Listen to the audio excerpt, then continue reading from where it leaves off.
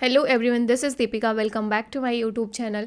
आज हम डिस्कस करेंगे coalition politics in India. So Indian perspective में देखेंगे कि कोलिशन पॉलिटिक्स का क्या बैकग्राउंड है, क्या मेरिट्स एंड डीमेरिट्स हैं, क्या स्पेशल फीचर्स हैं इंडिया में, और इसके बहुत सारे जो कॉन्सिक्वेंसेस रहे हैं उसको देखेंगे। तो पूरा एक होलिस्टिक अंडरस्टैंडिंग डेवलप करने की कोशिश करेंगे जो कोलिशन पॉलिटिक्स इंडिया की है उसे। और जैसे कि आप देख रहे हो कि प्रीवियस ईयर्स में बहुत सारे क्वेश्चन इस टॉपिक से पूछे गए हैं ऑलरेडी। तो एग्ज़ाम पॉइंट ऑफ व्यू से टॉपिक इंपॉर्टेंट है, इसमें तो कोई भी डाउट नहीं है। और ये क्वेश्चंस इंक्लूड करने का मेरा पर्पज़ यही है कि आपको ये आइडिया लग सके कि जो पर्टिकुलर टॉपिक आज हम डिस्कस कर रहे हैं उससे किस तरीके के क्वेश्चंस पूछे जाते हैं, ताकि आप अपनी प्रिपरेशन को उसी डायरेक्शन में कर सकें। और दूसरा ये एम है कि आप इन क्वेश्चंस को प्रैक्टिस कर सको, राइट। तो आपकी जो आंसर राइटिंग प्रैक्टिस है वो इम्प्रूव हो सके। तो डिटेल में डिस्कस करने से पहले एक हम्बल रिक्वेस्ट है guys, please subscribe my channel to support me. It will motivate me to create such kind of more content. And coalition politics की अगर बात की जाए तो सबसे पहले एक बेसिक सा मीनिंग समझते हैं कि ये कोलिशन पॉलिटिक्स से होती क्या है, right. What is the coalition politics. तो जो कोलिशन एक वर्ड है, ये लैटिन वर्ड से लिया गया है, जिसका मीनिंग होता है टू गो या ग्रो टुगेदर। तो कोलिशन एक तरीके का अरेंजमेंट होता है, एक तरीके का कॉन्ट्रैक्ट होता है या एग्रीमेंट होता है, आप या अलायंस होता है, राइट। इसे या पैक्ट होता है, कुछ भी समझ सकते हो, राइट। तो एक विलियम रिकर के अनुसार कोलिशन क्या है? Coalition as a power sharing arrangement. तो जब कोलिशन को हम पॉलिटिकल सिस्टम के रेफरेंस में बात करते हैं तो ये एक ऐसा अरेंजमेंट है जहाँ पर पावर शेयरिंग को लेकर पूरा सिस्टम बनाया जाता है। अब इसके कई सारी कंडीशंस होती हैं जब ये कोलिशन बनाया जाता है। आपने अभी रिसेंट जो हमारे इलेक्शंस के दौरान आपने सुना होगा महागठबंधन बना, राइट। जो ग्रैंड कोलिशन बनता है, राइट, महागठबंधन। बहुत ये टर्म आपने सुना होगा। अभी रिसेंट जो हमारे जो इलेक्शंस हुए हैं, चाहे वो स्टेट के रहे हों डिफरेंट, तो आपने देखा होगा कि बिहार में कैसे महागठबंधन बना था। तो ये जो गठबंधन बनता है, जो ये कोलिशन होता है, ये pre poll and post poll दोनों हो सकता है। प्री पोल ये कि इलेक्शंस के पहले लोग अलायंस बना लेते हैं, गठबंधन बनाते हैं कि हम मिलकर इलेक्शन लड़ेंगे, और उसी प्रोपोर्शन में अपनी जो सीट्स हैं वो डिवाइड कर लेते हैं। अब पोस्ट पोल गठबंधन क्या होता है, पोस्ट पोल कोलिशन क्या होता है कि इलेक्शन के बाद जब कोई पार्टी अब मेजॉरिटी को नहीं अचीव कर पाती, नहीं टच कर पाती, तो वो क्या करते हैं, दो तीन जो पार्टीज़ होती हैं उनके साथ मिलकर एक गठबंधन करते हैं, कोलिशन बनाते हैं, जिससे कि वो मेजॉरिटी को टच कर सके और गवर्नमेंट बना सके। तो दोनों केस आपको समझ में आए कि प्री पोल कैसे होता है, पोस्ट पोल कैसे होता है। तो अगर ये बैकग्राउंड पता चल गया हो तो फर्दर मूव करते हैं हम अपने डिस्कशन में कि जो कोलिशन गवर्नमेंट है ये एक बहुत ही इंपॉर्टेंट एंड यूनिक फीचर है पार्लियामेंट्री फॉर्म ऑफ गवर्नमेंट का। और जनरली ये देखने को मिलता है आपको जब आपकी हंग असेंबली होती है। मतलब यहाँ पर आप देखोगे कि पार्लियामेंट या असेंबली जो हमारे स्टेट की लेजिस्लेटिव असेंबलीज़ हैं, वहाँ के इलेक्शन में कोई पर्टिकुलर पार्टी मेजॉरिटी नहीं अचीव कर पाती, तो जनरली इस केस में होता है। बट आजकल आपको देखने को ये मिलेगा कि इवन इलेक्शन के पहले ही लोग गठबंधन कर लेते हैं, जैसा कि मैंने ऑलरेडी एग्जांपल दिया आपका बिहार इलेक्शन के टाइम पे, राइट। तो आप देखोगे कि आजकल ये भी कॉमन हो गया है। इसमें ये रहता है ना कि हमें अपोनेंट को मतलब नहीं जीतने देना है, इसके लिए हम गठबंधन करेंगे। ऐसे बहुत सारे मतलब आइडियोलॉजी इन्वॉल्व रहती है इसमें। अभी हम इसके जो डीमेरिट्स हैं उसमें देखेंगे ये सारे पॉइंट्स। नेक्स्ट है कि ये कोऑपरेटिव अरेंजमेंट है डिफरेंट पॉलिटिकल पार्टीज़ के बीच में कि हाँ, हमें कैसे मिलकर गवर्नमेंट बनानी है। ओके, तो ये मीनिंग और उसमें लिख देना। तो फिर लिखना क्या ये फिर हम समझते हैं कि जो कोलिशन गवर्नमेंट है क्या यूनिक है इंडिया में, क्या सिर्फ इंडिया में ही पाया जाता है क्या कोलिशन गवर्नमेंट। तो no, it's not unique to India guys. So ये ऐसा नहीं कि इंडिया में ही हो, डिफरेंट कंट्रीज़ में आप देखेंगे, आप इसको ये विजिबल रहता है जो हमारा यूरोपियन कॉन्टिनेंट है वहाँ पर। देन इटली में का जो कोलिशन कल्चर है लगभग इंडिया के कोलिशन कल्चर से मिलता जुलता है। तो it is not unique to India only, आप देखोगे।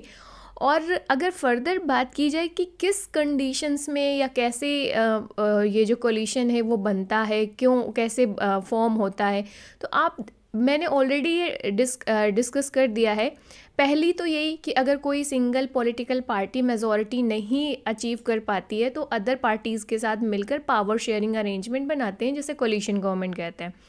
या तो फिर डेडलॉक हो जाए, मान लीजिए ऑलरेडी कोई गवर्नमेंट है, राइट, उसमें से एक पर्टिकुलर सेक्शन निकल कर चला जाए, फिर वो डेडलॉक क्रिएट हो जाएगा, फिर हम दूसरी पार्टीज़ के साथ कोलिशन करेंगे, मेजॉरिटी बनाएंगे, ये चलेगा।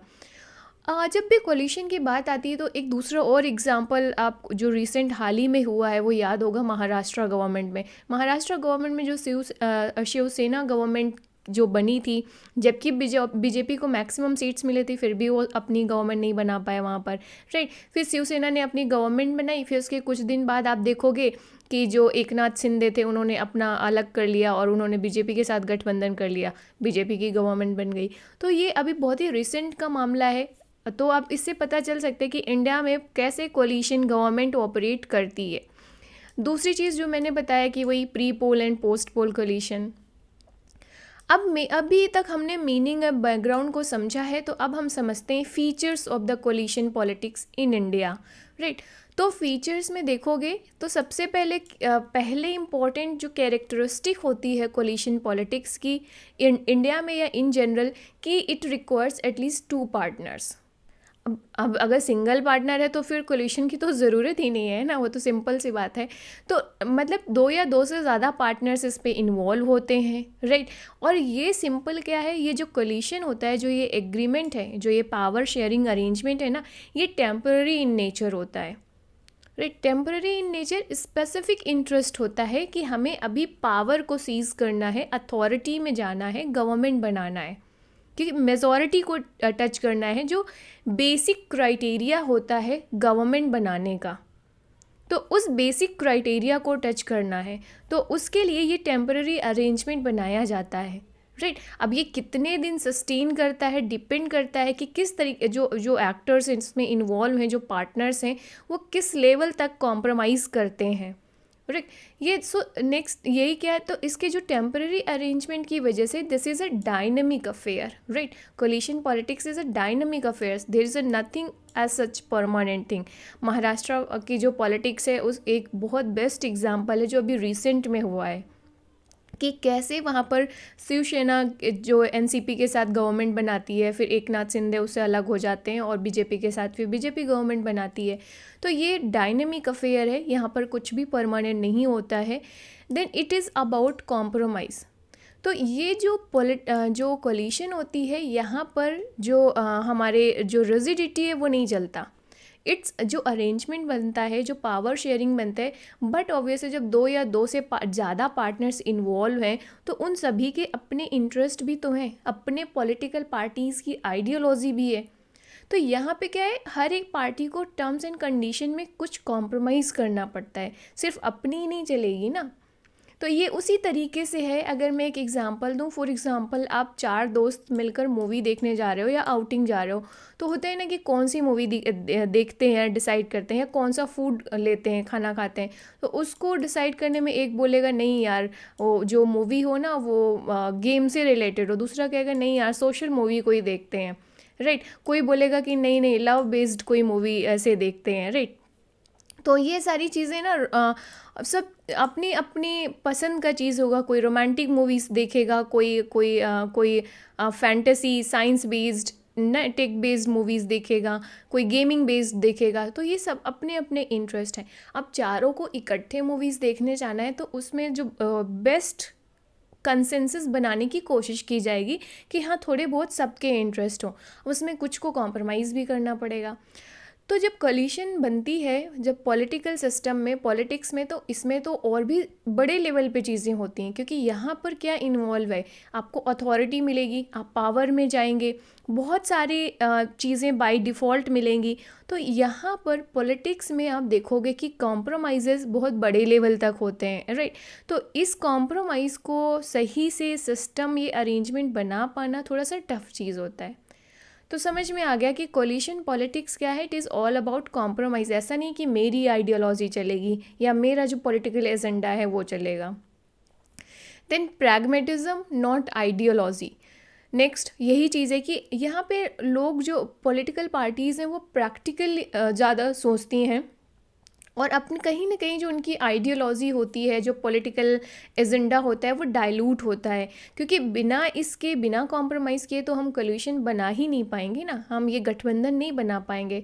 तो जब जैसे प्री पोल जब होता है आप देखोगे, तो उसमें जो सीट्स डिवाइड किए जाते हैं ना, डिस्ट्रीब्यूशन ऑफ सीट्स होता है ना, कि भाई हमारी पॉलिटिकल पार्टी को 20 सीट्स मिली, नेक्स्ट पॉलिटिकल पार्टीज़ को 30 मिली, और किस एरिया में किस कॉन्स्टिट्यूएंसी में मिल रही है ये भी मैटर करता है।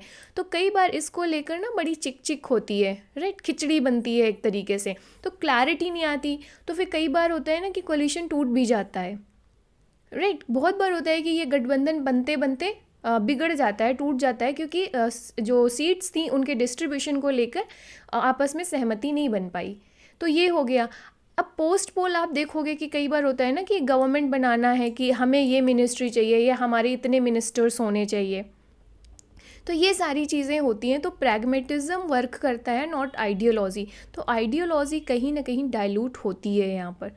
सो these are the major features of the coalition politics. अब मेरिट्स की बात करें, अगर हमने फीचर्स समझ लिया तो हमें मेरिट्स और डीमेरिट्स समझ में आएगा बहुत आसानी से।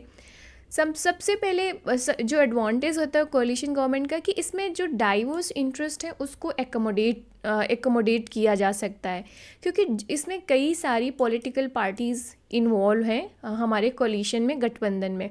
तो वो पॉलिटिकल पार्टीज़ के different socio economic socio cultural background से आ रहे हैं, उनकी डिफरेंट आइडियोलॉजी है।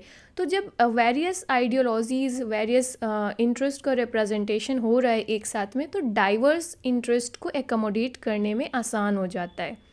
इसके बाद से broader spectrum of public opinion, different political parties को जो सपोर्ट मिलता है वो different kind of public opinion से मिलता है। भाई हर पॉलिटिकल पार्टी का अपना सपोर्ट सिस्टम है ना, अपने वोटर्स हैं। भाई सपोर्ट क्या है, वोटर्स जो होते हैं, और हर पॉलिटिकल पार्टी के जो वोटर्स होते हैं उनका अपना इंटरेस्ट होता है। जैसे फॉर एग्ज़ाम्पल कुछ पार्टीज़ को हो सकता है जो हमारे फार्मर्स हैं वो सपोर्ट करते हो, कुछ को स्टूडेंट सपोर्ट करते हो, और उसमें से कुछ को होता है जैसे कि यंगर जनरेशन सपोर्ट कर रही है। तो इस तरीके से डिफरेंट पब्लिक ओपिनियन एक प्लेटफॉर्म पर आ जाते हैं in the name of coalition. इसके बाद से this is a consensus based politics. तो अब जब पॉलिटिकल सिस्टम यहाँ पर बन रहा है कोलिशन के साथ में, तो जो डिसीजन लिए जाएंगे वो भी एग्रीमेंट के साथ, कंसेंट के साथ लिए जाएंगे ना। तो कंसेंसस बेस्ड चलती है यहाँ पर, ऐसा नहीं कि डिसीजन आर्बिट्री मैनर पे चल रहे हैं, कोई पर्टिकुलर पार्टी डिसीजंस ले रही है। और सबसे इम्पॉर्टेंट चीज़ है, जब कंसेंसस बेस्ड होते हैं, डाइवर्स इंटरेस्ट को एकोमोडेट किया जाता है, तो क्या होता है, जो हमारा फेडरल फैब्रिक है इंडियन पॉलिटिकल सिस्टम का, वो स्ट्रॉन्ग होता है। क्योंकि जब कोलिशन बनती है गवर्नमेंट, तो उसमें नेशनल पार्टी के साथ साथ कई सारी रीजनल पार्टी भी इन्वॉल्व होती हैं। जब रीजनल पार्टी इन्वॉल्व हैं, जो कई सारे स्टेट में काम कर रहे हैं, उनकी वहाँ पर पकड़ है, तो उनका जब इन्वॉल्वमेंट हो रहा है तो वो अपने इंटरेस्ट को अच्छे से रिप्रेजेंट कर पाएंगे। इससे क्या होता है, federal fabric of Indian political system अच्छे से काम करता है और स्ट्रॉन्ग होता है। देन इस तरीके का जो कोलिशन है कहीं ना कहीं गवर्नमेंट को पूरा बांध कर रखते हैं, राइट। तो एक टायरनी ऑफ गवर्नमेंट नहीं हो पाती, क्योंकि कोलिशन है, कॉम्पैक्ट है, टर्म्स एंड कंडीशंस हैं, पावर शेयरिंग है। तो एक पर्सन, एक सिंगल पॉलिटिकल पार्टी के हाथ में पावर कॉन्सेंट्रेटेड नहीं है, तो डिसीजन मेकिंग प्रोसेस यहाँ पे डिसेंट्रलाइज्ड हो जाती है। तो जब डिसीजन मेकिंग प्रोसेस डिसेंट्रलाइज्ड है, तो आप देखोगे कि कहीं ना कहीं ये डेस्पोटिक रूल को रिड्यूस करता है। ओके, ये तो हो गई मेरिट्स की बात। नेक्स्ट, अब इसके डीमेरिट्स भी बहुत जो कोलिशन गवर्नमेंट है, अब इसके बहुत सारे डिसएडवांटेज भी हैं। जैसे कि अब कोलिशन है तो ये एग्रीमेंट, जैसा हमने देखा था कि डायनेमिक इन नेचर है ना, ये जो अरेंजमेंट है ये परमानेंट नहीं है, ये टेम्पररी है। तो इसकी वजह से इनस्टेबिलिटी आती है। जो इंडियन पॉलिटिक्स है उसमें आप देखोगे कि इनस्टेबिलिटी क्रिएट होती है। जैसे कि महाराष्ट्र में जो पॉलिटिकल क्राइसिस हुई थी गवर्नमेंट फॉर्मेशन को लेकर, best example to explain this point कि किस तरीके से वहाँ पे पॉलिटिकल क्राइसिस, पॉलिटिकल इनस्टेबिलिटी आई थी गवर्नेंस में। भाई जब अगर मान लीजिए आपका कोलिशन जब तक चल रहा है तब तक ठीक है, एक पर्टिकुलर टाइम पे आपके कंसेंसस नहीं बन पाते हैं, टर्म्स एंड कंडीशन के अकॉर्डिंग काम नहीं हो रहे हैं, या जो पार्टनर्स हैं उनके इंटरेस्ट को एकोमोडेट नहीं किया जा रहा है, तो क्या होगा, वो कोलिशन तोड़कर दूसरे के साथ कोलिशन बना लेंगे और गवर्नमेंट में आएंगे, राइट। तो इस तरीके से इनस्टेबिलिटी क्रिएट होती है। Then collapse of government, best example जो महाराष्ट्र में जिस तरीके से शिवसेना गवर्नमेंट गिरती है। फिर इसके बाद से leadership of the prime minister. अब जो प्राइम मिनिस्टर की लीडरशिप बहुत इंपॉर्टेंट होती है, आपको पता है, लेकिन जब कोलिशन होता है, गठबंधन होता है, तो क्या होता है, जो प्राइम मिनिस्टर की लीडरशिप है वो भी कहीं ना कहीं वीक होती है, डिसीजन मेकिंग प्रोसेस वीक होती है। अब प्राइम मिनिस्टर पावरफुल पोजीशन है, उसको डिसीज़न लेना है, लेकिन जो कोलिशन पार्टनर्स होते हैं ना, वो मिलकर उनकी एक स्टीयरिंग कमेटी होती है जो सुपर कैबिनेट के रूप में काम करती है, और जो उन जो कोलिशन पार्टनर्स या कोलिशन पार्टीज़ होती हैं, उनके जो लीडर्स होते हैं वो सुपर प्राइम मिनिस्टर के रूप में काम करते हैं।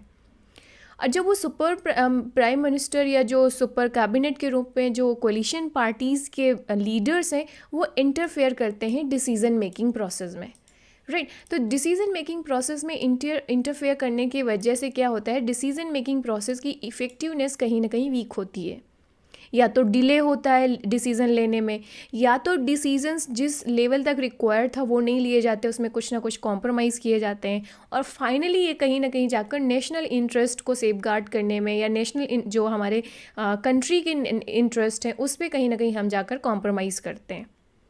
ओके, देन नेक्स्ट है रोल ऑफ किंग मेकर्स। अच्छा, जो हमारे पार्टीज़ रहेंगी, पॉलिटिकल पार्टीज़, उनके जो लीडर्स हैं वो अपने आप को किंग मेकर्स के तरीके फील करते हैं कि भाई इस पीएम को हमने बनाया है, it is just like that, कि भाई ये पीएम इसीलिए है क्योंकि हम सपोर्ट कर रहे हैं, अगर हमने इस कोलिशन से अपनी पार्टी को हटा लिया तो ये पीएम नहीं रहेगा। तो वो किस पोजीशन में आ गए, किंग मेकर्स की पोजीशन में आ गए। अब जब वो किंग मेकर्स की पोजीशन में है तो अपने आप को पावरफुल फील करेंगे कि हम जो कहेंगे वही होगा, और इस तरीके से बहुत ही नैरो एंड सेल्फ इंटरेस्ट धीरे धीरे हाईलाइट होने लगते हैं, और वो कहीं ना कहीं इंटरफेयर क्रिएट करने लगते हैं पूरी गवर्नेंस में। यहाँ पर नेशनल डिसीजन मेकिंग डाइल्यूट होती है, जैसा कि मैं ऑलरेडी हम लोगों ने ऊपर एक्सप्लेन किया कि किस तरीके से कैबिनेट में एंड प्राइम मिनिस्टर की लीडरशिप में किस तरीके से इंटरफेयर किया जाता है। तो इसमें आप देखोगे कि जो regional concern versus national concerns का मुद्दा बहुत ज़्यादा कॉमन रहता है, कि जो रीजनल पॉलिटिकल पार्टीज़ हैं ना, उनके अपने अपने अपने रीजनल इंटरेस्ट हैं, ओके, और दूसरी तरफ नेशनल कंसर्न्स रहता है। तो आइडियली ये होता है कि हमें नेशनल कंसर्न्स को, नेशनल सिक्योरिटी को ऊपर रखना चाहिए as compared to regional concerns. But जब ये गठबंधन की बात आ जाती है ना, तो यहाँ पर कंपल्शन हो जाता है किसके लिए, जो हमारी लीडरशिप है, जो गवर्नमेंट है उसके लिए, क्योंकि अगर आप रीजनल कंसर्न्स को नहीं एक्नॉलेज कर रहे हो तो कोलिशन ख़त्म हो जाएगा।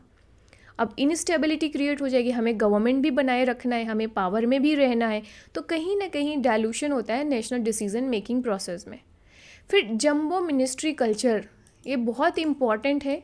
जंबो मिनिस्ट्री कल्चर ये क्या है कि जब जो हमारे पार्टनर्स हैं ना, कोलिशन के जो पार्टनर पॉलिटिकल पार्टीज़ हैं, उनकी जब डिमांड होती है कि नहीं भाई, हमारे तो इतने मिनिस्टर्स होने चाहिए, हमारी पार्टी को इतने नंबर ऑफ पोर्टफोलियोज़ आने चाहिए, फॉरेन मिनिस्टर हमारा होगा, होम मिनिस्टर हमारा होगा, इस टाइप की खींचातानी रहती है।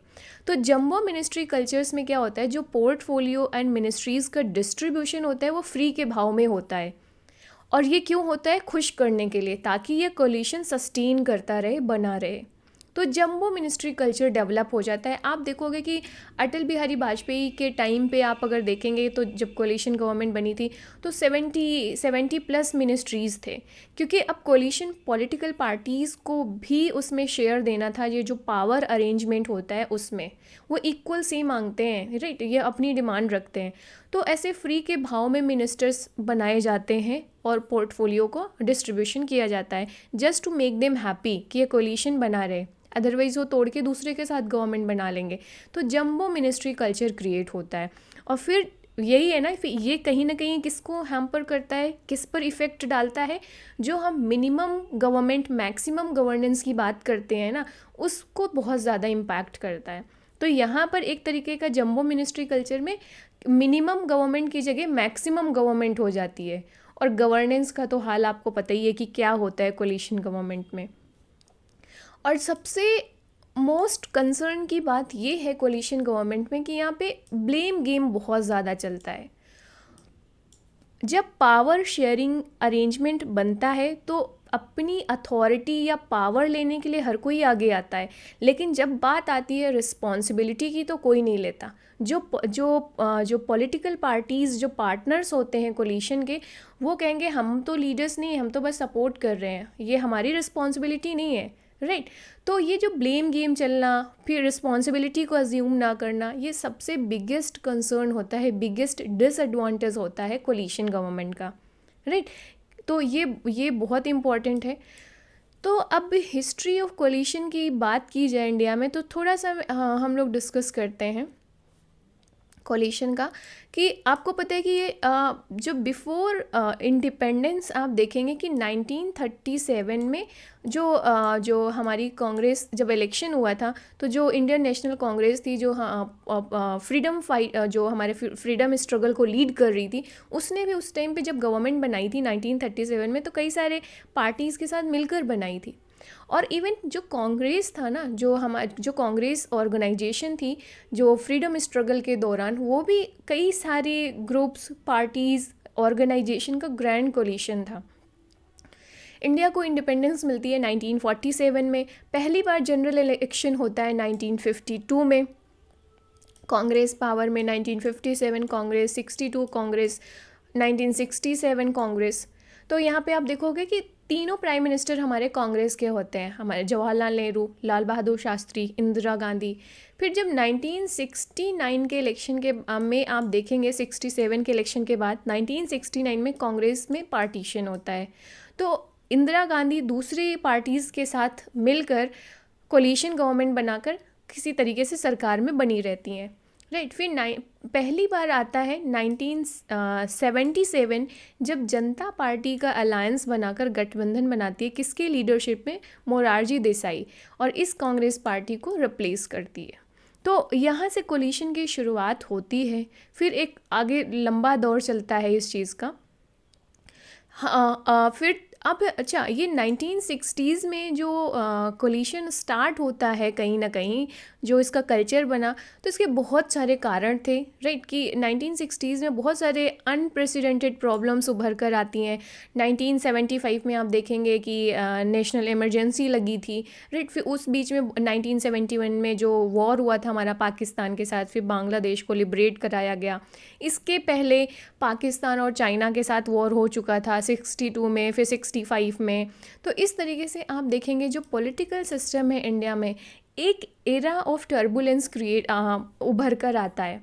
और धीरे धीरे जब देखेंगे इस समय क्या होता है, जो रीजनल पार्टीज़ हैं वो भी थोड़े थोड़े स्ट्रांग होते हैं। जो डेमोक्रेसी है इंडिया में, इंडिपेंडेंट इंडिया की डेमोक्रेसी धीरे धीरे मैच्योर होती है, राइट। तो आप देखोगे कि पॉलिटिकल अवेयरनेस भी बढ़ती है। तो ये सारे बहुत सारे फैक्टर्स हैं जो कंट्रीब्यूट करते हैं कोलिशन गवर्नमेंट का जो कल्चर आया इंडिया में। ये कभी हम डिटेल वीडियो में डिस्कस करेंगे कि क्या फैक्टर्स रिस्पॉन्सिबल थे कोलिशन गवर्नमेंट के, जो कोलिशन पॉलिटिक्स इंडिया में शुरू होती है उसके।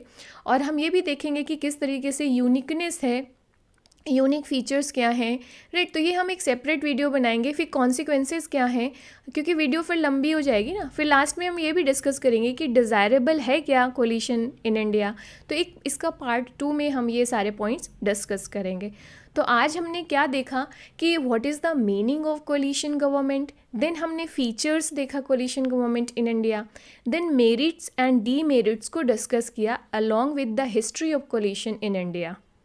नेक्स्ट वीडियो रहेगी unique features of the coalition in India. Then इसके बाद से हम ये डिस्कस करेंगे कि क्या कोलिशन गवर्नमेंट डिज़ायरेबल है इंडिया के लिए, और इस पर कैसे और काम किया जा सकता है। प्रेजेंट स्टेटस क्या है कोलिशन गवर्नमेंट इन इंडिया में, राइट। तो ये हम नेक्स्ट पार्ट में डिस्कस करेंगे। So thanks for watching guys. See you in the next video and please like, share and subscribe my channel.